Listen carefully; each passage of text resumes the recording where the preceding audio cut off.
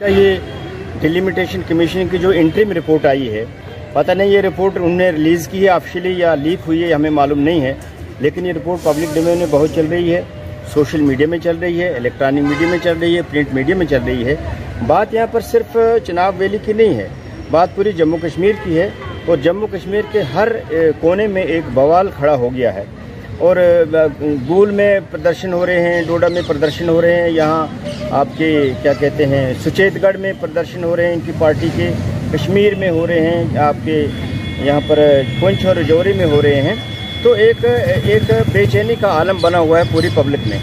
जहाँ तक schedule caste और शेड्यूल ट्राइब की रिजर्वेशन की बात है या जो कुछ प्रपोज किया इन लोगों ने इस कमीशन में, तो इसमें मैं ये बताना चाहता हूँ कि मैं एक हमारी सोशल ऑर्गेनाइजेशन है लोक अधिकार मिशन जम्मू कश्मीर के नाम से, मैं उसका चेयरमैन हूँ, डॉक्टर अमरचंद भगत मेरा नाम है।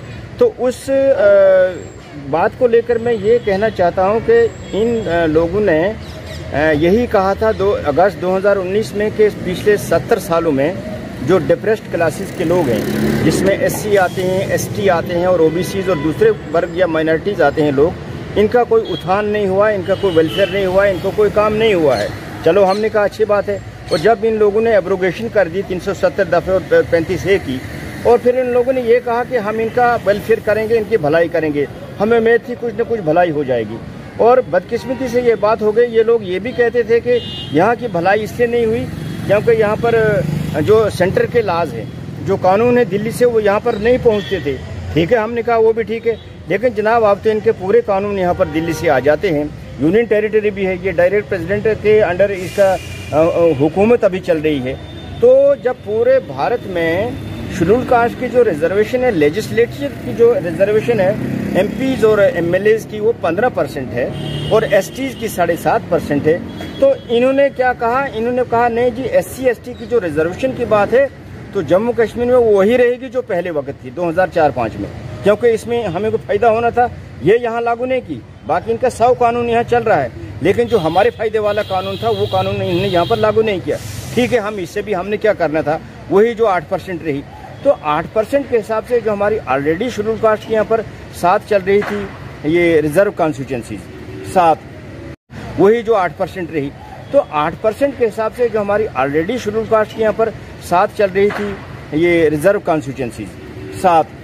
तो ये लोग गला फाड़ फाड़ कर बोलते थे 2014 से लेकर कि नहीं जी हम इन 7 कॉन्स्टिट्यूंसीज को रोटेट करेंगे, क्योंकि पहले जो रिप्रेजेंटेटिव रहे, जो विधायक रहे, जो MLA रहे, उनके जरिए अवाम को फायदा कम हुआ है। हमने कहा अच्छी बात है।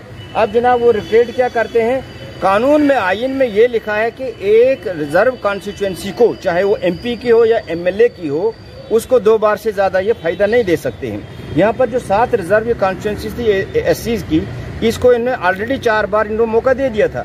पहली बार इनको रिजर्वेशन लगातार मिली 1996 में, फिर मिली 2002 में, फिर मिली 2008 में, फिर मिली 2014 में। और बिलखसूस एक बात मैं यहाँ दर्शाना चाहता हूँ कि आरएसपुरा एक ऐसी रिजर्व कॉन्स्टिट्यूंसी है, उसको आज इन्होंने 5वीं बार रखा हुआ है। दैट मीन्स आरएसपुरा को पहले 25 साल हो गए हैं इस रिजर्वेशन का फायदा लेते हुए, शेड्यूल का रिजर्वेशन का, और अब 30 साल। तो इसका मतलब है पूरे उम्र भर आरएसपुरा ही चलता रहेगा।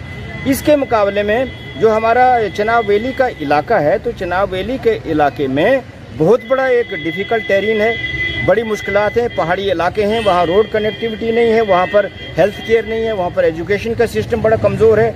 और हेल्थ केयर में ऐसा है कि आए दिन वहाँ पर ये क्या कहते हैं, जब भी रेफरल सिस्टम बहुत ज़्यादा है, क्योंकि तिब्बी जो सिस्टम है, जो हेल्थ केयर का सिस्टम है, बड़ा कमज़ोर होने की वजह से अक्सर मरीजों को यहाँ रेफ़र किया जाता है, जो कि रास्ते में ही दम तोड़ जाते हैं। इसके अलावा जो रोड्स है, रोड्स का बहुत बुरा हाल है। तो आरएसपुरा को देने की कोई इजाज़त नहीं बनती। एक तो उसको 5वीं बार ये दे रहे हैं, दूसरा RS Pura is situated under the nose of administration. RS Pura के से हमारा जो सेक्रेटरीट है, हमारे जम्मू का सीट ऑफ एडमिनिस्ट्रेशन है, वो सिर्फ 25 से 30 किलोमीटर है, जहाँ 30 से 40 मिनट में यहाँ लोग पहुँच जाते हैं।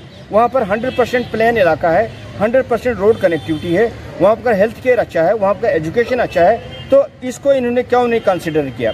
और हमें ज़्यादा आपत्ति अपने डॉक्टर जितेंद्र सिंह जी से हो रही है, क्योंकि वो मेरे MP भी हैं, चिनाब वैली से वो MP भी हैं, उन्हें वोट लिया है, उनको चिनाब वैली क्यों नहीं याद रहेगी अभी।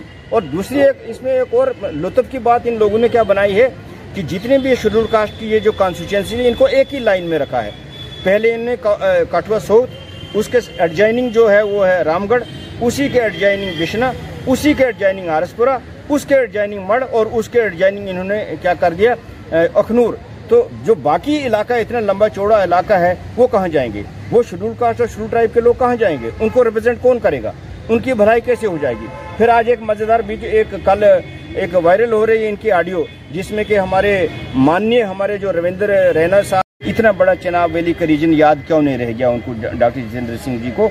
इसलिए अभी भी इसको वो रिव्यू करें, इसको असरनव इसका रिव्यू करें और इसमें एक सीट एससी की वो रिजर्व करें आरसपुर से उठाकर चिनाब वैली में, और दूसरी एसटी की सीट वो लगाएं मुगल मैदान में, जो उन्हें किश्तवाड़ के साथ एक नई कॉन्स्टिट्यूंसी का नाम दिया मुगल मैदान, जहां पर के 30% से ज्यादा लोग शेड्यूल ट्राइब रहते हैं। तो इनको वो क्यों नहीं याद रह गया?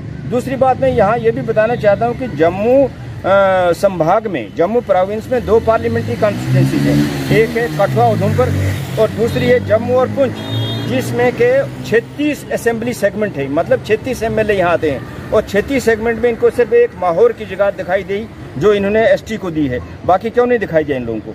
तो एक रेस्टलेसनेस और एक पूरा एक बेचैनी का माहौल बना हुआ है। इसलिए हमारी, और ये भी सुनने में चीज़ें आ रही हैं कि नहीं जी ये अपोजिशन वाले लोग, मेरी कोई पॉलिटिकल में अपनी संस्था के द्वारा ये चीज़ आगे रख रहा हूँ। इस वक्त बेचारे इस प्रोटेस्ट में, इस एहतजाज में हमारे गरीब लोग शामिल हैं, मजदूर शामिल हैं, हमारे नौजवान लड़के शामिल हैं जिनका कहीं कोई पार्टी नहीं है।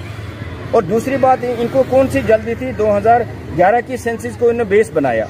2011 की सेंसस से 2022 तक कम से कम लाखों लड़के जो बेचारे 18 साल क्रॉस करके वो वोटर बन गए हैं, तो उसका जो हमें फायदा हुआ उसका फायदा हमें क्यों नहीं दिया? इसलिए मेरी मोहतबाना गुजारिश है, हमें 8 सीटें मिलती हैं एससी की, 89 हमारा रोस्टर पॉइंट है और असेंबली में, और एमपी में हमारी 1 सीट एमपी बनती है।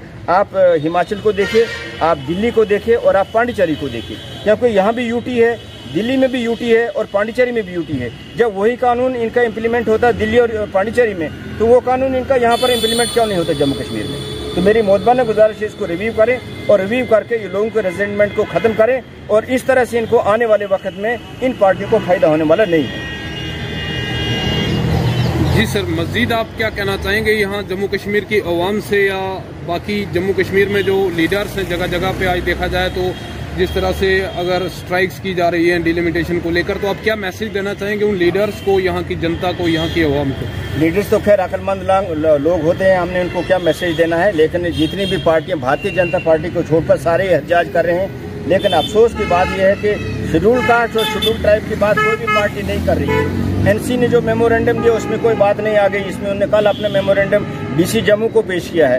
दूसरी पार्टी ने भी जो बात की है, तो कम से कम हम भी एक बहुत बड़ा हिस्सा है आबादी का, तो इन लोगों को ये नजरअंदाज क्यों करते हैं? ये लोग, इनको नजरअंदाज नहीं करना चाहिए। जब इलेक्शन आता है ये लोग हमारे बड़े हमदर्द और करीबी बन जाते हैं, जब इलेक्शन नहीं होता। आज ये बात करें, जो लोग आज पॉलिटिकल पार्टी वाले, रविंद्र रैना साहब हैं जो भारतीय जनता पार्टी के प्रेसिडेंट हैं, उन्होंने एक बातचीत की है हमारे एक्स मिनिस्टर शक्तिराज परिहार जी से, और वो वहाँ बोल रहे हैं आपके वोट हम असर वाले आपको डाल रहे हैं, आप हमें जयदेव कीजिए, कुछ भी ये बातें हैं। लेकिन इससे मतलब लगता है कि ये डिलिमिटेशन कमीशन ने रिपोर्ट नहीं बनाई, ये बनाई पार्टी ने, या पार्टी के कहने पर सब कुछ हुआ। तो एक आपत्तिजनक एक माहौल बना हुआ है पूरे हमारे यहाँ पर।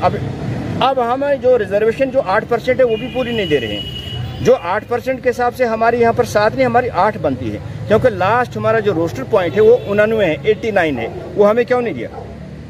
जबकि हिमाचल में 68 असेंबली सीट्स हैं, 68 में से हिमाचल में 25% रिजर्वेशन जो है वो शेड्यूल्ड कास्ट के लिए है। इसी तरह हमारे पांडिचेरी में 15% रिजर्वेशन शेड्यूल्ड कास्ट के लिए है।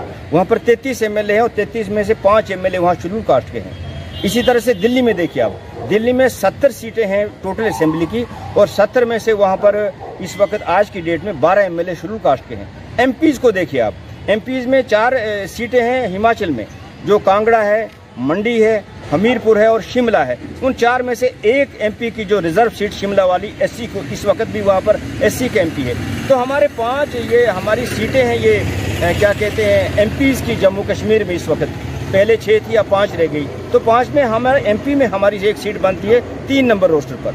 इसी तरह दिल्ली में 7 एमपी की सीटें हैं, 7 में से 1 एमपी वहाँ पर शेड्यूल कास्ट का है। तो वहाँ पर पांडिचेरी में 1 एमपी वहाँ पर शेड्यूल कास्ट का है। तो ये इनका जो हमें फायदा देने वाली एससी और एसटी को जो बात बनती है, वहाँ पर इन्होंने रूल अपने जो लाज हैं वो यहाँ पर क्यों नहीं लगाए, इंप्लीमेंट क्यों नहीं कर दिए इन्होंने। इसी तरह एसटी का मसला है। एसटी में इन्होंने वो अपना क्या कहते हैं पुंछ हवेली और क्या कहते हैं सुरनकोट और थाना मंडी, ये 3 जगह ये क्या कहते हैं तीनों एक ही लाइन में रख दी एसटी की पुंछ में। इसी तरह दरहाल और दूसरी वो उन्होंने रख दी क्या कहते हैं वो कर दी मेंढर कर दी सारी थाना मंडी और दरहाल कर दी एक लाइन में, और 3 कर दी पुंछ में एक लाइन में, और यहाँ पर 5 कर दी एक लाइन में। इसका मतलब 2 लाइनों में रहते हैं शेड्यूल कास्ट और शेड्यूल ट्राइब, बाकी पूरी जम्मू कश्मीर की रियासत में नहीं रहते। इन लोगों ने यहाँ पर कम्युनलिज्म को भी कंसिडर किया है, कम्युनिटीज़ को भी कंसिडर किया है, रीजनलिज्म को भी कंसिडर किया है, ताकि इन लोगों को ज़्यादा फायदा हो जाए। तो ये एक हमें अनएक्सेप्टेबल है, हमें किसी को भी ये मंजूर नहीं है। और हम चाहते हैं, मेरी मोदबाना गुजारिश है डिलिमिटेशन कमीशन की मोहतरमा रंजना देसाई जी से, और ख़ास कर बिलखुसूस हम गुजारिश करते हैं अपने डॉक्टर जितेंद्र सिंह जी से, वो एसोसिएट मेंबर भी हैं इस कमीशन के, और साथ में वो हमारे पुंछ, डोडा और कठुआ पार्लियामानी सीट के वो हमारे MP भी हैं। इसलिए उनको हम